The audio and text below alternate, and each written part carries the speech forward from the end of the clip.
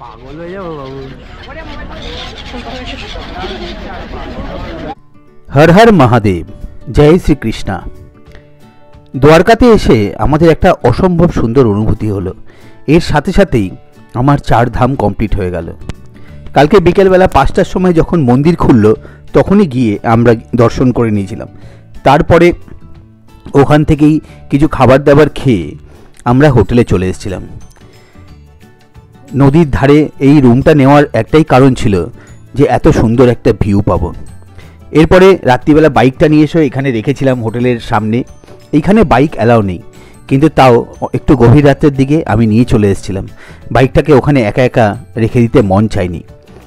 এরপরে যে রাস্তা দিয়ে এসেছিলাম এখানে একটা সিঁড়ি একটু ভেঙে দিয়েছে, তো এটা একটা অফরোডের মতো হয়ে গেছে। সেখান থেকেই বাইকটা তুলে আবার পার্কিংয়ের জায়গাটায় চলে আসলাম। আমার বাইকটা এত স্লিম, যেখান থেকে একটু ছোট জায়গা পেলেই সেখান থেকে চলে যায়। অপূর্ব সুন্দর রাস্তাঘাট, আর ভোরবেলাটা যে কোনো জায়গারই খুবই সুন্দর। বাইকটা এক জায়গায় রেখে আমরা চলে গেলাম ব্যাগগুলো আনতে। অরিত্র ওখানে ওয়েট করছে ব্যাগগুলো নিয়ে হোটেলের দরজার সামনে। বাইকটা রেখে এই রাস্তা দিয়েই আমরা চলে গেলাম। অরিত্র আর আমি ব্যাগগুলো নিয়ে এসে গাড়িতে বেঁধে নিলাম।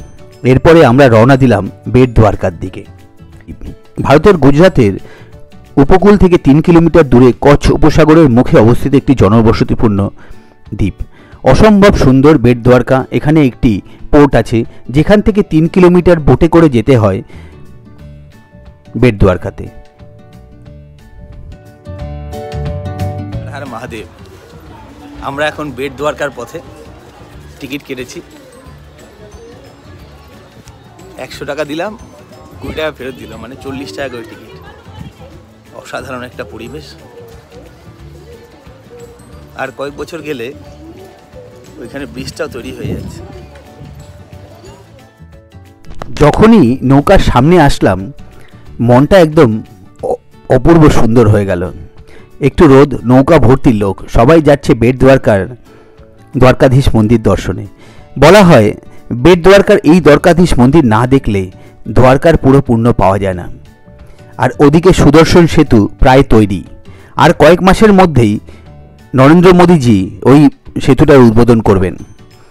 আমি খুব আশা করছিলাম যে হয়তো আমরা আসার আগেই মন্দিরটা রেডি হয়ে যাবে। এক দল সিগল একদম নৌকাগুলোকে ঘিরে রেখেছে। আমি আমাদের রাজনৈতিক নেতাদের মতো খালি হাতে ওদের থেকে ভোট আশা করলাম, কিন্তু ওরা ভোট দিল না, ওরা অন্যদিকে চলে গেল। অপূর্ব সুন্দর নীল জল, তার মাঝখান থেকে নৌকাগুলো যাচ্ছে, ভারতের পতাকা লাগানো নৌকা। এইখান থেকেই একদম কাছেই হচ্ছে পাকিস্তানের করাচি। তো এইখানে সব নৌকাগুলোতে ভারতবর্ষের ফ্ল্যাগ লাগানো থাকে, যাতে ওরা অন্য দেশের নৌকার সাথে আমাদের ডিফেন্সের কিংবা নেভির লোকেরা গুলিয়ে না ফেলে।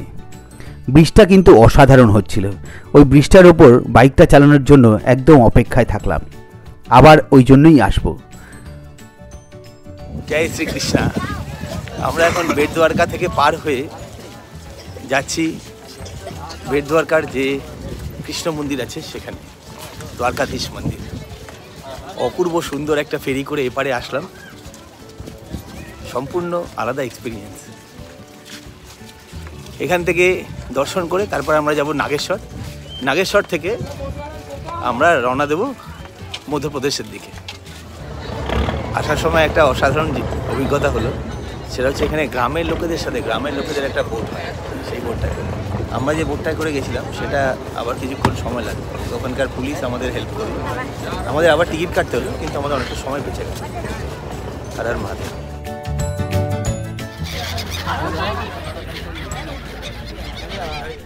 আমাদের পাশ দিয়েই আরেকটা বোট যাচ্ছিল। সেই বোটটাতে চারিদিক দিয়ে পুরো সিগলগুলো যেন ঘিরে দিয়ে যাচ্ছিল, অপূর্ব সুন্দর।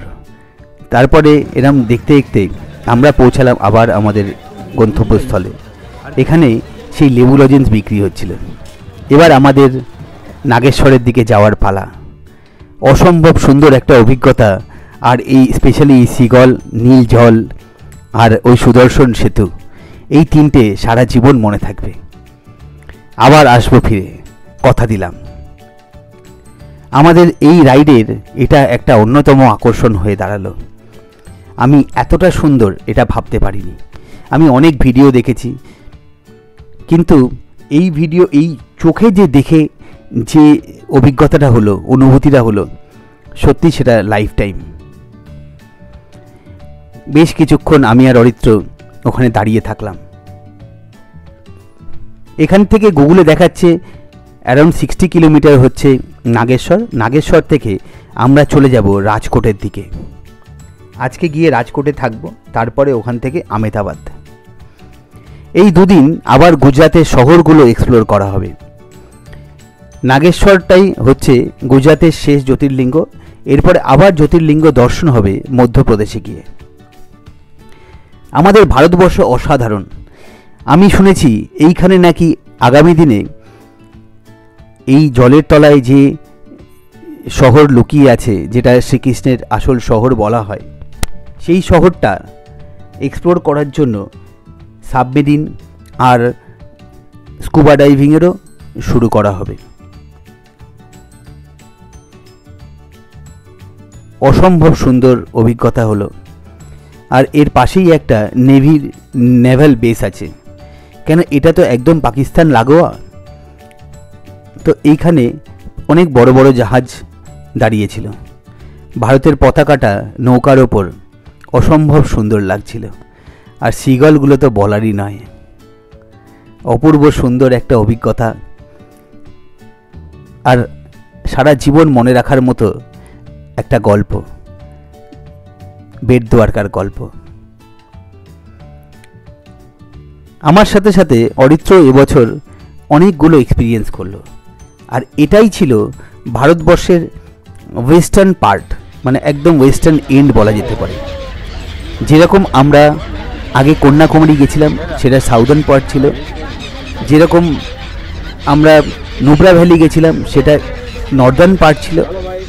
সেরকমই এটা হচ্ছে ওয়েস্টার্ন পার্ট।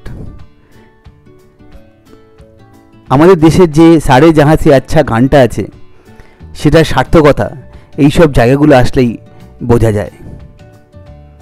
কি সুন্দর দেশ, প্রকৃতি দুহাত তুলে দান করেছে আমাদেরকে।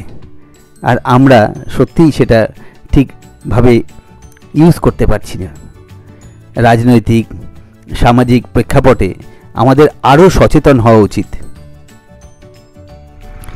এবার আমরা নাগেশ্বরের দিকে রওনা দিলাম। আজকে এর পরের ভিডিওতে আমরা আপনাদের নাগেশ্বর দেখাবো। হর হর মহাদেব।